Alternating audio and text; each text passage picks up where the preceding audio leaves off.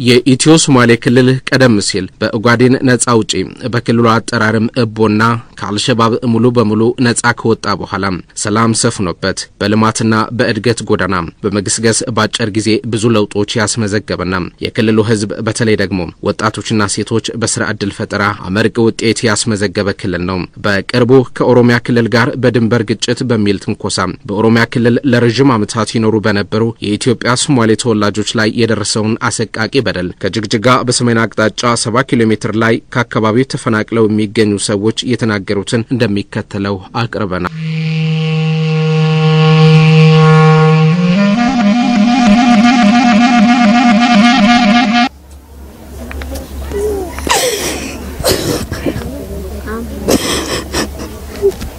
ፈጣሪ አንኛን ፈረምኛን ፈጣሪ ያሉ ሁሉ እየገደሉ በመጫ እየጋረዱት ከብት ራሱ ስታረድ ቦታ ተደርጎልን ነው የሚታረደው።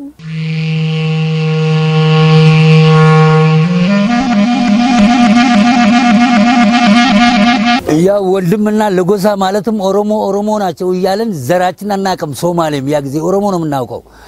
አሁን ተነስቶ እንደ ፍየል ማረድ ጀመሩ። ስንትና ስንት ነው ቀበሩት። እኔ ራሴ የምነግረው አሁን ያ አንገቴን እስቲ ወደ ኋላ ብታዩ ጉድ ትላላችሁ እና ገላይን እንደ ፍየል አሰሩና يا كوالام وقبي بملو بالعيدة خليفة وخليفة خليفة فارح أحمد بالعيدة